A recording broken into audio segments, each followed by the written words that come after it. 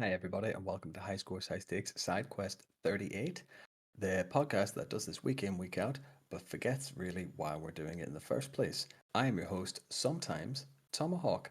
Mr. Lava Lava and Cardinal Smith can't be here today, as Dr. Ian Malcolm says, life finds a way. So you're stuck with me for the foreseeable, so this is going to be a little bit of a condensed episode then. So what we're going to do is we're going to get straight into our housekeeping. We're going to tell the first time viewers what High Scores High Stakes is. So High Scores High Stakes is three friends, three PlayStations, every week a new game, every week a new game and challenge. Complete for points in a league table. The winner getting 3 points, second place getting 2 points, and third place getting 1 point. At the end of our 12-week series, we tally up the points, and the winner comes home with the High Scores High Stakes Cup. After our season concludes, we go straight into our side quest series. We talk gaming conferences, we'll make up lists for games, characters, whatnot. We'll do variations of certain game shows. We'll always try and find a way to tie in video games as a whole then. And then, of course, we have the last Monday of every month is our dedicated Game of the Month series. We take a game, we deep dive that game, and talk everything there is to know and want to know about that game. Um, we've just finished our Civilization 6 release. Go back and listen to that. It's excellent. We have our February release, which will be the Stanley Parable. That should come out the last Monday of February then, so do check that out. Where else you can find us on the internet if you want to direct your web browsers to highscoreshighstakes.com. There at the top of the page, you can find all the links to everywhere we are on the internet. We're on Instagram, we are on Twitter, we are on Twitch, YouTube, Discord, the works. The links and the description will be in the description below.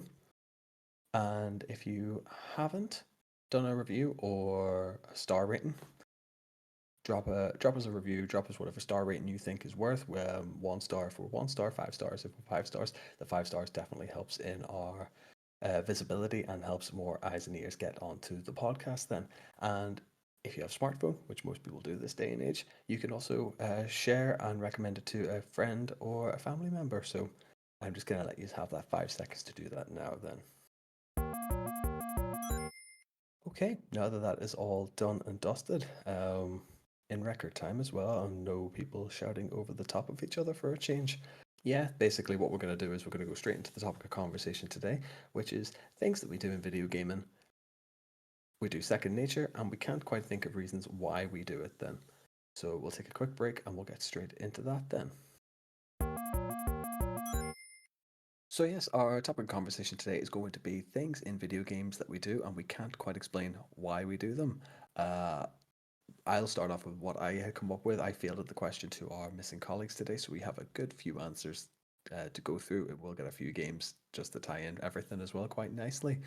So the first one I had on my list is trying to be a good citizen in Grand Theft Auto. Now, I've always done this as early as GTA 3. I would get in a car that I paid for myself. I would follow the rules of the road. I would allow citizens to cross the street, and I would only react if something happened in game that was genuinely not my fault. So if a NPC crashed into the back of my car, that would be the only time that I would react. Other than that, I would always try and be a good citizen in the free roam parts of the game until the story mode dictated that I needed to be the scum of the earth character that is a GTA protagonist. Let's be realistic about this then. Another thing that we were able to come up with was locking the butler in the freezer in Tomb Raider 2. Now, this is again something that every player who's played Tomb Raider 2 will admit that they've done. I think it is just one of those lovely little details that the developers put into this game and left the players to figure it out for themselves. It is something that in the research of the developers never exclusively said that this was going to be a feature in the game. They just kind of put it in and thought if people discover it, then that's brilliant. They didn't actually think that nearly 100% of the player base would completely act on this, but again, just a lovely little trope, and it's one thing that we tend to do and we kind of forget why we do it. Maybe it's just our love for frozen butlers then. Uh, Lava and Cardinal both came to a good consensus on this one here. They have an inability to play a bad guy when it comes to a game, an RPG type game that has a morality system. So, particularly in my example, I'm able to think that when it came to playing Mass Effect for the first time, I like to play the game as what I believe the developers would have liked in the kind of play, in this instance, play Shepard as the straight shooter superhero type protagonist. Really, he doesn't really ruffle too many feathers. He stays pretty like neutral and canon throughout the entire series. It's only until maybe we get to our second or third playthrough that we start to be a little bit more far towards the negative, far towards the positive, like too positive, really. I To be fair, I have a great time playing the negative character in Mass Effect. I think it just unlocks so much more character interaction, whereas Lova and Cardinal tend to like to play the good guy throughout their playthrough because that's nearly what's expected from the character. I think Cardinal more so towards a kind of Final Fantasy type uh, playthrough than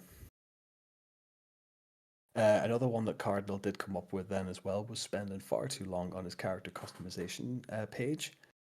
Fallout 4 and Fallout 3 would have been his main picks, and then more recently Baldur's Gate 3. He said he spent at least an hour and a half picking his character likeness, only for it to really not make any difference in the game. It's purely a cosmetic choice. Cyberpunk is the one that I spent my most time on of my character customization, only for it to be completely first person, and I've yet to get to a point where I need to look at my own character. So there is that. Lava was able to come up with the compulsion to deviate from the main story because a new item appeared on the map, and this specifically is why Lava says he can't play Ubisoft games because more recently, my example would be Assassin's Creed Odyssey. Is that you get your first couple of missions, you do your tutorial island as such, and the first thing that Ubisoft do is when you're following this main story marker is go, oh look, here's this thing that you have to go and explore. Here's the thing that you definitely need to go and see because it's going to be important later on. It just seems to be this human element to just go, oh, something shiny over there. Let's go and investigate. We've all been there as well. But on the other side of that coin, it could just bog down progression, and you get in this little rabbit hole of either perfectionist or trophy hunting at the end of the day. So, whatever side you are, let us know in the comments below. Lava and Cardinal both also agreed that the one thing that I personally I don't do as much, but these guys definitely do, is manually saving despite the game telling you that the auto save has kicked in. Now, whether or not that is a generational thing, who knows? But I like to trust the machine when it tells me that the game has been saved at any specific point in any particular, particularly like The Last of Us when it autosaves after encounters or story beats. I know that Lava tends to create a manual save point just in case the game bugs out or it doesn't load him back in where he thinks he needs to be loaded back in.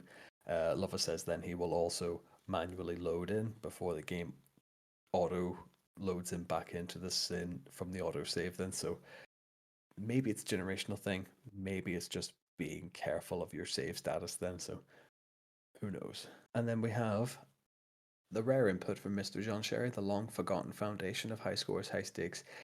His inability to not go into a room in a Borderlands game and loot every single item, every single crate, every single ammo box, every single corpse.